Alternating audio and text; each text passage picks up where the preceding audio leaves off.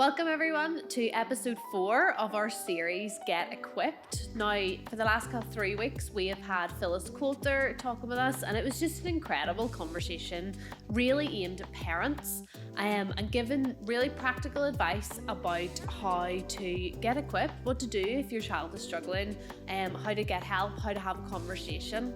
And that would have been really, really good. So if you haven't heard that, you can go back and you can listen to it. But today, we're really excited. We have Laura Brown with us, and I'm not going to tell you about who she is. I will let her do that for herself. But yeah, we're really looking forward to today, and we're going to be talking about some relational issues that might happen. So Laura, thank you so much for coming on board, being interviewed with us. Yes. We're really excited to have you. So would you just share a little bit about who you are, how long you've been doing counselling, that sort of a thing? So I have been in the counselling world now for over 10 years, working with young people in schools for definitely 10 years now.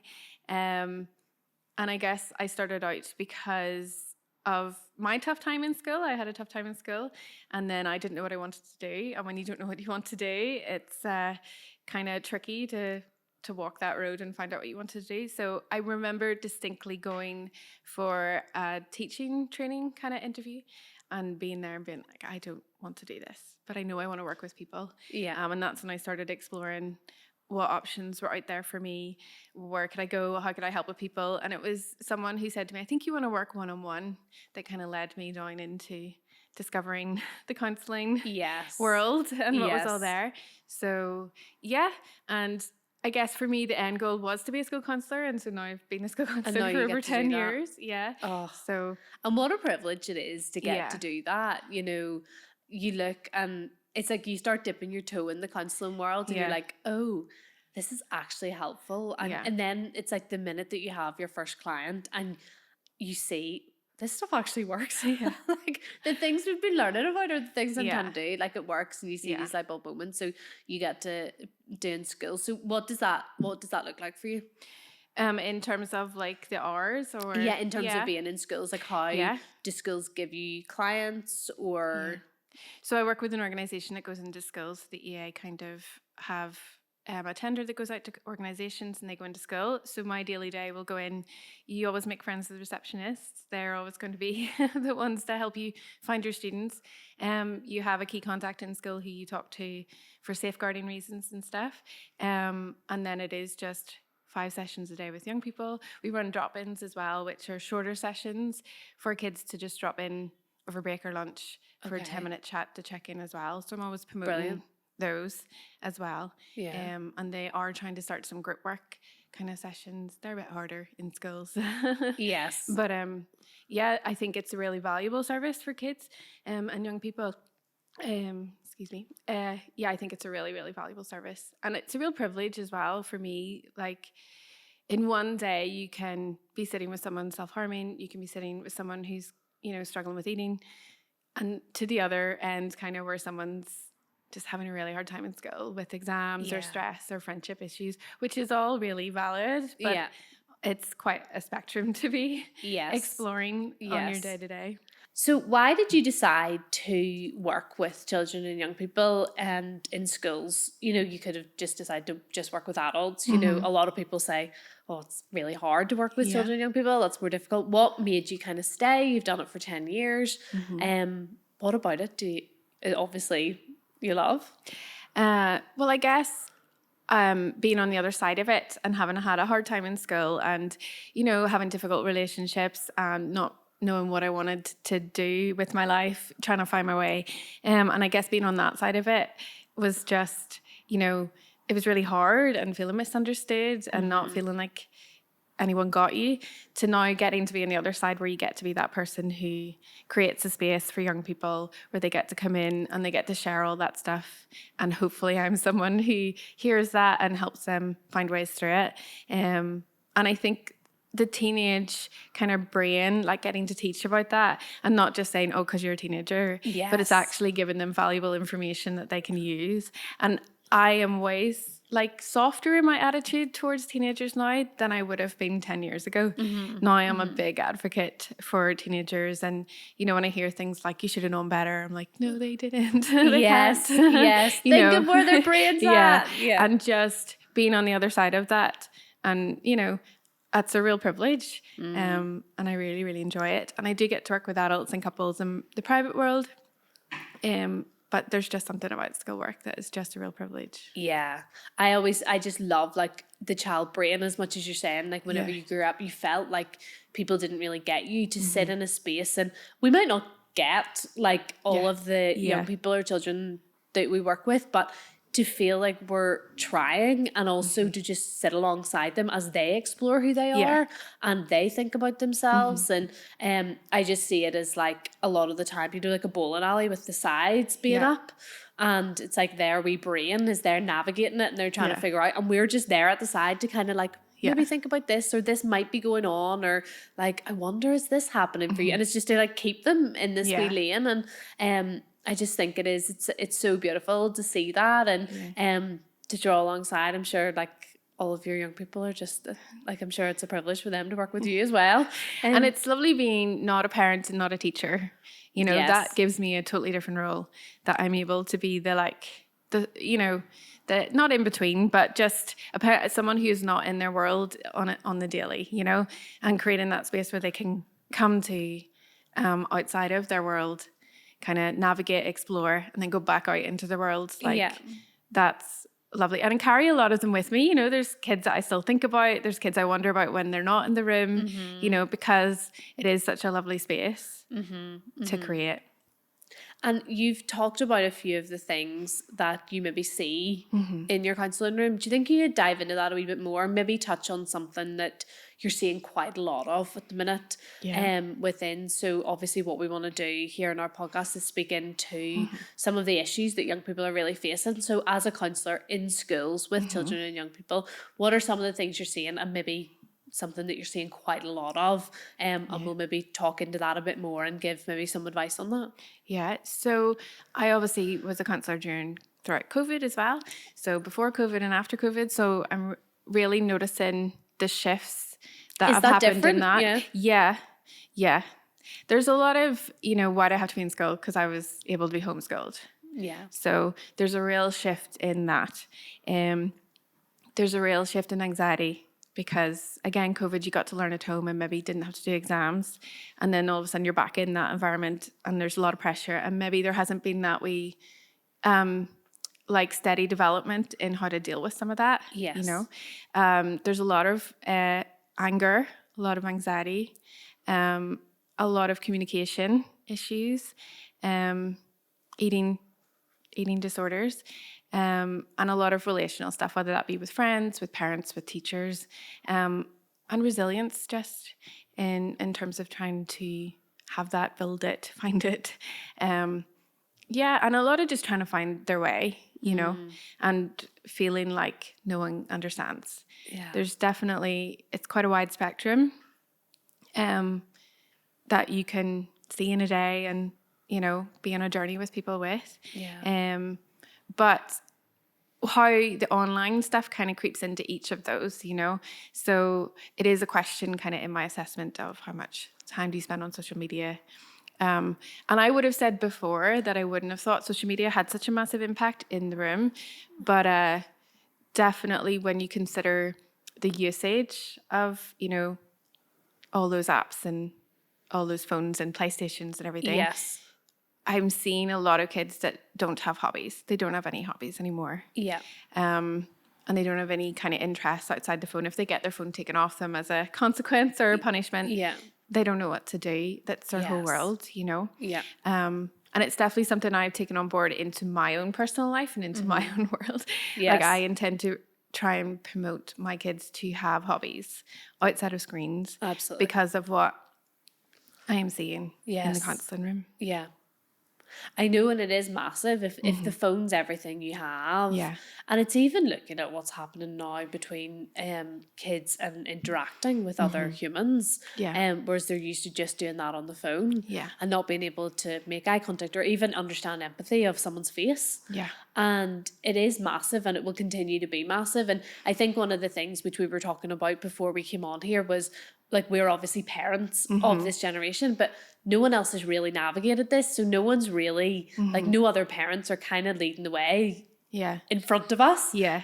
Where we've seen outcomes. Like, Yeah. so we have ideas of things that we think, like, oh, we'll not give them a phone, or we'll give them a phone like this, or we'll allow them to do this, but maybe not this. Yeah. But we have no idea how that's going to turn out, because No. there's no one in front of us that's got old enough, with old enough kids that have navigated this to say, oh, well, that worked out well, or I wouldn't do that, that didn't work out well. So I feel like we're nearly, like, I think trailblazing's too strong a word, kind of like Yeah. sinking Yeah. towards, rowing with no oars towards some sort of an outcome. And in also this. we were the ones who, up until a certain age, didn't have a phone and didn't have the internet, and then Yeah. had all that, got all that. Yeah. And, you know, grew up our later teenage years, and maybe I'm just showing my age now, but, you know, our later teenage years and into our 20s with all that, when our brain was still developing, and, you know, so we had like the tail end of that. So I think it's definitely, you know, something to navigate, and having observed it, you know, I want kids to have a life outside of their phone, you know. Yes. When I think about my own phone usage, you know, because obviously you do self-reflect. When I think of my own phone usage, I think it's an extension of my life, you know. Yes. I text relationships which are pretty robust that would be there without a phone. Yeah. You know, I love TikTok and I save certain TikToks for me and my kids to watch together. Yeah. They're mostly funny animal videos or something, but we do that together, Yeah. you know. But if you were to take that away, I would still have relationships. I would still have a life. I would still have connections good, and all yes. outside of that phone. Whereas I think for young people, when you take the phone off them, it feels like an attack, because you're taking away their whole Everything. world. Yeah. And so it's, how do we make it part of life, not life, you know? That's a really good point. Like, for you, if you took, even though you have it, if you took it away, you would still have life. I would you would still have struggle. relationships. You would still, Yeah. You don't have Yeah. more hours in the day. I'm gonna be honest. Our houses might be a bit But cleaner. it's your camera. It's, you know, Yeah. I check the weather. I buy something, you know. And so now I'm very active in telling my kids what I'm doing on my phone, so that they just don't think I'm scrolling all the time. I'm like, I'm Yes. just checking the weather. Yeah. Or you asked me for this, so I'm going to go buy it for you now. Yes. So that they know, like, that a phone is not just for funny videos, or, you know, all of Absolutely, that. That, you know, and so I would struggle if you took it away, but ultimately I go back to all the things we It did wouldn't before. end your, it would, Yeah. you would still have a life outside of that. Absolutely. And you talked about relational issues. Mm-hmm. So what are some of the relational issues that you're seeing with young people at the minute? And has that always been the case, or has the trend kind of changed? Would you just tell everyone what kind of relational issues, what is that? So I guess I'm just going to clear my throat. Sorry. So I guess it is start that again. I guess what I'm seeing is just difficulties in communication on all kind of levels, you know. And I think if we understand the teenage brain as well, it's the all or nothing thinking. You know, 1 week it's all over. The next week everything is fine. And I want to speak into that a wee bit. Yeah. Sorry to interrupt you, but just okay. for people who are listening, or even parents that are listening, or some young people, and they're thinking, well, what is that? What is going on in my brain? Like, I thought I had the same brain, or I thought my child had the same brain as me. The teenage brain, what might be going on a wee bit there? So I think the developmental stage for a teenager is, you know, really, really tricky when you think about it, because not only have they to change school, navigate all these new subjects, navigate new school, navigate friendships, while their bodies are growing, while their hormones are raging, while their brain is developing. The prefrontal cortex isn't fully online yet. It's growing, and that's in charge of like decision making. So when we say things like, well, you're not thinking, that part of the brain maybe hasn't fully developed yet, so they weren't No, thinking, they so weren't they didn't thinking. understand the consequences. They didn't think it all the way through, and that's just part of the teenage kind of developmental stage for their Yes. brain growth. As well, they're trying to navigate, who am I, what do I want to do, and all this sudden self-awareness that maybe wasn't there before, maybe an awareness of the world around them, of relationships around them, what other people might think, how other people perceive them. Like all that is going on while they're sitting in maths or trying to do Yes. exams, and then all the exam pressure as well. Yeah. And then there's obviously the change away from home towards friendships, which is again a natural stage, but that can create a lot of friction Yes. as well. And then just the who am I? How am I with these people? Who are my friends? Who are my tribe? Who are my people? Yeah. And so that's a lot to go on throughout those years. And we're trying to find a career or find what you want to do. You must know what you want to do, Yes. So it's a lot of pressure and a lot of stuff going on. And just how to express yourself as well, that's something that's all going on. So if all that is going on in a teenage body and a teenage brain, you can see how somewhere along the way that's going to be really tricky, or we're going to get stuck, or, something's just not Yes. going to go right, Yeah. There's lots of areas there where something can fall. And then also the black and white kind of thinking, the all or nothing kind of thinking is another stage, like one week they fall out and the next week it's fine. That's not even an issue anymore. I don't want to talk about that Yes. today. Yeah. And that's grand. yeah. Well, that was really a thing last week. And even for me, 10 years later, I'm like, whoa, okay. Because you still are amazed at how quickly that can kind of happen. But it's very real. And I think part of the journey for me as a counselor is staying with them on that. I get why teachers and parents maybe find that really, really hard because they're out living with it all the time, and I guess just creating a space where they can come and explore that and, have someone who kind of maybe understands that or tries to Yes. outside of the space. I think that's important because that could be really difficult for parents and teachers to deal with, while they're trying to do all the other stuff. Yeah. So all of that is really tricky in terms of, development. And it's something I actually spend a lot of time talking about in the room because I think, the more that they understand how their brain kind of works and the more that they kind of understand you're not alone in this, everyone is experiencing their own stuff. And then they're all in a wee melting pot called school together. Yeah. And then if you add in online on that. Well, that's true. Yes. You're with millions of others. Yeah. But also then the impact of online on the brain, on this all or nothing kind of thinking. And when I was thinking about it as well, it's a very automatic, immediate society, online. You get likes, you post something, you get likes, you get comments. Everything's very immediate. You don't have ads anymore. Mm-hmm. Well, they are starting to bring them back in, but, there's no waiting around. You get what you want pretty quickly. Yeah. And that on the teenage brain as well then. Yeah. That poses lots of questions of, well, why is this not happening? How come this happened? How come no one liked this? How come that's not going viral? Or, and so living all that life out online with all the other stuff going on, developmentally wise, brain wise, I mean, that's a really intense time. It's massive. And I think for me, the only thing I can kind of compare it to is when I became a mum. Mm-hmm. So obviously I kind of made all my friends before I had any sort of social media or the phone wasn't a way I was doing that. Yeah. But then you become a mum. So it's this whole different world of whatever's happening. And you make these mum friends online from people who you maybe have met at an antenatal class or people, you just make connections online. Or maybe you started to talk to someone and who's going through something similar to yourself or different things like that. And I've even had situations where we've been really friendly online and we talk nearly every day or and then we've here, let's meet for coffee. And it's so strange, even though I would consider them an actual friend because the stuff we've talked about, the stuff we've gone through. Personal, Absolutely. And then you meet them face to face and it's strange. And it that was my first context to the way that young people do relationships. Mm-hmm. So actually when they do meet face to face and it's different and it's awkward. Yeah. Because that's not how, that's their narrative for all relationships. Yeah.